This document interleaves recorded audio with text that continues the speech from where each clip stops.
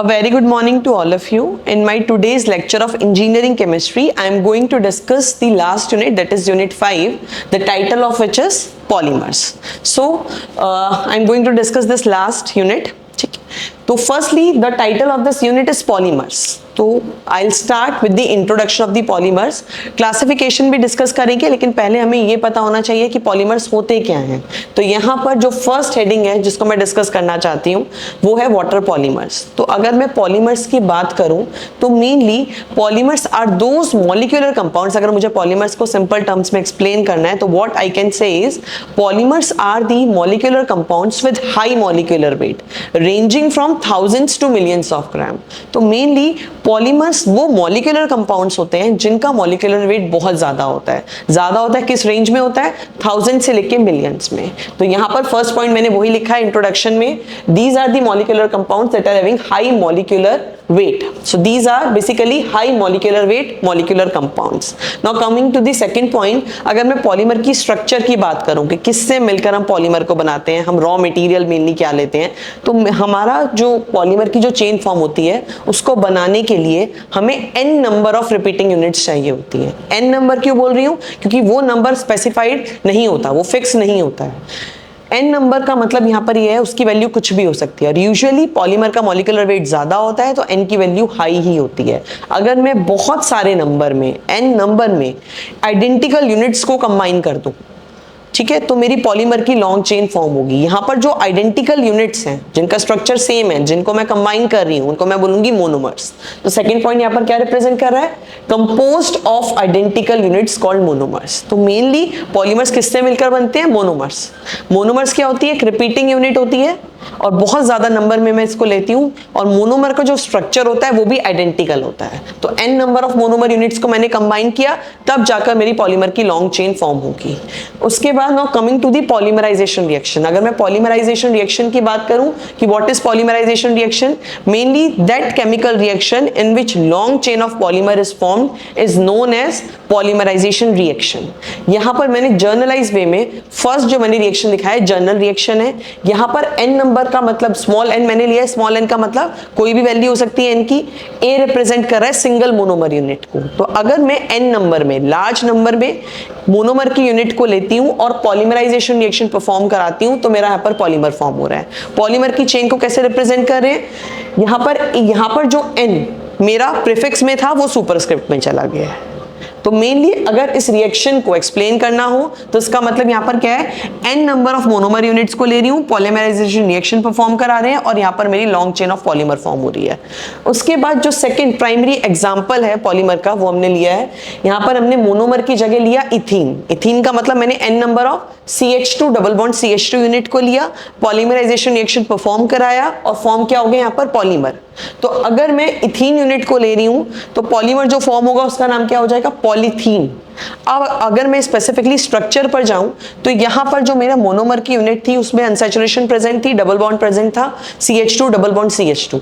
लेकिन जैसे ही n number of monomer unit को कंबाइन करेंगे और पॉलीमराइजेशन परफॉर्म कराएंगे तो मेनली होगा क्या? ये जो डबल बॉन्ड है ये ब्रेक हो जाएगा, तो अनसैचुरेशन रिमूव हो जाएगी और वो जो डबल बॉन्ड ब्रेक हो रहा है वो लेफ्ट और राइट साइड पर एक्सटेंड हो रहा है. इस तरीके से हम पॉलीमर की चेन को शो करते हैं. जैसे मैंने ऊपर बताया था, यहाँ पर हमने n नंबर प्रीफिक्स में लिया था, यहाँ पर हमारा n नंबर किस में आ गया है? सुपरस्क्रिप्ट में आ गया है. तो मेनली अगर मैं इस रिप्रेजेंटेशन की बात करूं, इस रिप्रेजेंटेशन का मतलब यहाँ पर ये है कि एक लॉन्ग चेन है जो पॉलीमर की फॉर्म हो रही है, उसका बस एक पोर्शन में यहाँ पर दिखा रही हूँ. लेफ्ट और राइट साइड पर ये जो एक्सटेंडेड बॉन्ड है ये क्या दिखा रहा है कि ये जो चेन है ये लेफ्ट साइड पे भी कंटिन्यू हो रही है और राइट साइड पे भी कंटिन्यू हो रही है. बस एक पोर्शन है जो हम यहाँ पर पॉलीमराइजेशन रिएक्शन में शो करा रहे हैं, क्योंकि हमारे लिए फीजिबल पॉसिबल है ही नहीं कि हम पूरी पॉलीमर की लॉन्ग चेन को शो करें या उसका स्ट्रक्चर ड्रॉ कर पाए. उसके बाद ये था बेसिक इंट्रोडक्शन ऑफ पॉलीमर्स, जिसमें हमने पढ़ा कि पॉलीमर्स होते क्या हैं, पॉलीमर्स किससे मिलकर बनते हैं और पॉलीमराइजेशन रिएक्शन को, मतलब मेनली जो प्रोसेस है जिसके थ्रू मैं पॉलीमर फॉर्म कर रही हूँ उसको कैसे शो करते हैं. Now coming to the classification of polymers. तो आज के लेक्चर में इन टुडेज लेक्चर मैं डिस्कस करूंगी कि बेसिक क्लासिफिकेशन, बेसिक टाइप्स क्या होते हैं पॉलीमर्स के। Firstly I will start with my first basis of classification is on the basis of origin और अकरेंस। यहाँ पर ओरिजिन और अकरेंस का क्या मतलब है? पॉलीमर्स को मेनली डिवाइड कर दिया गया है उनके ओरिजिन पर। ओरिजिन का मतलब वो कहाँ पर पाए जाते हैं, किस तरीके से बनते हैं, उनका बेसिस ऑफ ओरिजिन क्या है, उसके बेसिस पर पॉलीमर्स की फर्स्ट क्लासिफिकेशन है। इसमें आ जाते हैं तीन टाइप, नेचुरल, सेमी सिंथेटिक और सिंथेटिक। ये जो टर्म्स मैंने बोली है नेचुरल, सेमी सिंथेटिक और सिंथेटिक, मेनली इन्हीं से इनकी डेफिनेशन क्लियर हो रही है। तो मेनली वो पॉलीमर्स जो बाय डिफॉल्ट नेचर में प्रेजेंट होते हैं, ठीक है, ये वाया प्लांट्स और एनिमल्स प्रेजेंट होते हैं हमारे नेचर में, इनको बोला जाता है नेचुरल पॉलीमर्स। तो basically natural polymers are those polymers which are found और which are present in plants and animals. Plants और एनिमल्स के थ्रू ये हमारे नेचर में प्रेजेंट होते हैं। इसका प्राइमरी एग्जांपल अगर मैं देखूं तो प्रोटीन्स हमें पता है कि प्रोटीन्स जो हैं वो बाय डिफॉल्ट नेचर में फॉर्म हो रहे हैं, मतलब बाय डिफॉल्ट वो फॉर्म हो रहे हैं। तो सबसे प्राइमरी एग्जांपल जो नेचुरल पॉलीमर्स का है वो क्या है? प्रोटीन्स। एक और प्राइमरी एग्जांपल जो नेचुरल पॉलीमर का होगा वो होगा रबर। वी ऑल नो कि जो रबर जो फॉर्म होती है वो रबर का प्रॉपर एक प्लांट होता है। तो ये भी हम जो प्लांट है वो क्या है? Which this plant exist in nature by default. तो इसीलिए नेचुरल पॉलीमर्स के सबसे प्राइमरी एग्जांपल हो गए प्रोटीन्स और रबर। इनको हम फॉर्म नहीं कर रहे हैं, कुछ प्रोसेस कैरी आउट नहीं कर रहे हैं, कोई स्पेसिफिक कंडीशंस प्रोवाइड नहीं कर रहे हैं, बाय डिफॉल्ट ये हमारे नेचर में प्रेजेंट है and that's why they are called natural polymers. Now coming to the second one, that is semi synthetic.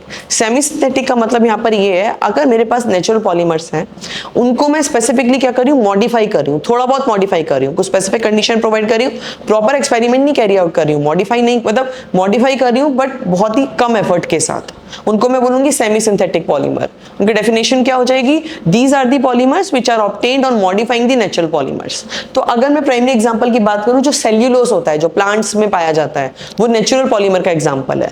तो इसीलिए अगर मैं उस प्राइमरी मतलब नेचुरल पॉलीमर को मॉडिफाई कर रही हूँ, उसमें नाइट्रो ग्रुप इंट्रोड्यूस कर रही हूँ, उसमें नाइट्रेट इंट्रोड्यूस कर रही हूँ या उसमें एसीटेट ग्रुप इंट्रोड्यूस कर रही हूँ, तो जो मेरा रिजल्टिंग पॉलीमर होगा वो क्या हो जाएगा? Semi synthetic. तो इसीलिए सेमी सिंथेटिक के जो प्राइमरी एग्जांपल्स होंगे वो क्या हो जाएंगे? Nitro cellulose, cellulose acetate. तो मैंने जो मेरा नेचुरल पॉलीमर है सेल्यूलोज उसको मॉडिफाई करा दिया with the minimum amount of effort. Semi synthetic polymers वो पॉलीमर्स हो गए जिनको मैं मॉडिफाई कर रही हूँ, नेचुरल पॉलीमर्स को ले रही हूँ और फर्दर उनको मॉडिफाई कर रही हूँ। एग्जांपल हो गए नाइट्रोसेल्यूलोज और cellulose acetate. Now coming to the last one, synthetic polymers. Synthetic polymers को मैं क्या बोलूंगी? Basically these are the artificial polymers. Artificial polymers का मतलब मेनली इनको स्पेसिफिक कंडीशंस में सिंथेसाइज किया जाता है, तो ये प्रॉपर लैब्स में कैरी आउट होते हैं। ये हो गया हमारे synthetic polymers.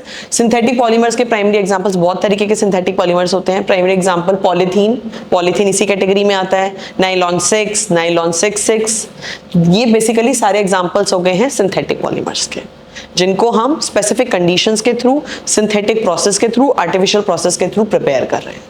So this is the first basis of classification, जिसमें on the basis of origin और अकरेंस के बेसिस पर मैंने तीन पॉलीमर्स को कैटेगराइज किया है, नेचुरल, सेमी सिंथेटिक, सिंथेटिक। उसके बाद जो सेकंड टॉपिक है उसमें मैं सेकंड बेसिस ऑफ क्लासिफिकेशन है मेरा on the basis of monomer unit. अब मैं क्या कर रही हूँ? मोनोमर यूनिट के बेसिस पर पॉलीमर्स को क्लासिफाई कर रही हूँ। इसमें आगे दो टाइप, होमोपॉलीमर, कोपॉलीमर। होमोपॉलीमर का मतलब जब मेरे पास एक ही तरीके की मोनोमर यूनिट होगी उसको मैं बोलूंगी होमोपॉलीमर, जिसका स्ट्रक्चर भी मैंने शो किया है। यहाँ पर क्या है? एक ही तरीके की मोनोमर यूनिट प्रेजेंट है, जिसको मैं ए से रिप्रेजेंट कर रही हूँ। कोपॉलीमर का मतलब अगर एक से ज्यादा तरीके की मोनोमर यूनिट प्रेजेंट होगी तो उसको मैं क्या बोलूंगी? कोपॉलीमर। इसलिए मैंने यहाँ पर एक के साथ साथ बी भी ले लिया है। तो homopolymers are those polymer which consist of only one type of monomer unit, and if the type of monomer unit is more than one, then that polymer will be known as copolymers. तो यहाँ पर basis of classification क्या है? Monomer. Monomer के type, एक type का है तो होमोपॉलीमर बोलूंगी, दो टाइप के हैं या दो मतलब एक से ज्यादा है तो मैं उसको बोलूंगी कोपॉलीमर। और यूजुअली पॉलीमर्स के केसेस में या फिर तो मोनोमर यूनिट वन टाइप का होगा, नहीं तो दो टाइप का होगा, उससे ज्यादा पॉसिबल है ही नहीं। सो ये दो बेसिस ऑफ क्लासिफिकेशन हो गए, जर्नलाइज क्लासिफिकेशन ऑफ पॉलीमर्स। उसी के बाद जो सेकंड मेरा इससे जो मेरा सेकंड टॉपिक है वो सेकंड टाइप का ही एक बचा हुआ लेफ्ट आउट पार्ट है, जिसमें मैं पढ़ूंगी what are the types of copolymers. Copolymers के बारे में पता लग गया कि कोपॉलीमर्स वो पॉलीमर्स होते हैं जब एक से ज्यादा तरीके की मोनोमर यूनिट प्रेजेंट होती है। बट फर्दर कोपॉलीमर्स की भी चार कैटेगरी हैं, जिनका नाम है रैंडम, ऑल्टरनेट, ब्लॉक और ग्राफ्ट। रैंडम का मतलब जहां पर कोई स्पेसिफिक सीक्वेंस या कुछ अरेंजमेंट नहीं होता उसे बोला जाता है रैंडम कोपॉलीमर। तो रैंडम कोपॉलीमर का स्ट्रक्चर अगर मैं ड्रॉ करूंगी तो यहां पर कोई भी सीक्वेंस नहीं है, कहीं पर भी ए आ रहा है कहीं पर भी बी, ये हो गया रैंडम। ऑल्टरनेट का मतलब अगर दो टाइप के मोनोमर यूनिट है तो सीक्वेंस क्या होगी, A B A B A B, ये हो गया ऑल्टरनेट कोपॉलीमर। अब आगे ब्लॉक्स में, ब्लॉक्स का मतलब जितनी भी टाइप की मोनोमर यूनिट है वो एक साथ प्रेजेंट हो इन द फॉर्म ऑफ ब्लॉक्स। अगर मैं 3 ए की यूनिट ले रही हूं तो उसके बाद मेरे 3 आ जाएंगी बी की यूनिट। इस तरीके का अरेंजमेंट होगा ब्लॉक कोपॉलीमर्स का। यहां पर मोनोमर प्रेजेंट है in the form of blocks. Now coming to the last one, graft. Graft के स्ट्रक्चर क्या होता है, ग्राफ्ट का स्ट्रक्चर अगर मैं एक टाइप ऑफ मोनोमर से एक बेसिक चेन बना रही हूँ, स्ट्रेट चेन, और उसकी जो ब्रांचेस निकली हुई हैं वो मेरी दूसरे टाइप की हैं, तो उसको मैं बोलूंगी graft. One type of monomer unit से मैंने एक लॉन्ग चेन, लीनियर चेन बनाई, उस लीनियर चेन की जो ब्रांचेस हैं वो डिफरेंट टाइप की हो गई, तो इसलिए यहां पर मैंने बी से शो किया, यहां पर भी बी से शो किया। अगर इस तरीके का स्ट्रक्चर है पॉलीमर का तो उससे मैं बोलूंगी ग्राफ्ट को पॉलीमर। तो मेनली सेकंड क्लासिफिकेशन जो है on the basis of monomer unit, ये भी उसी का ही पार्ट है।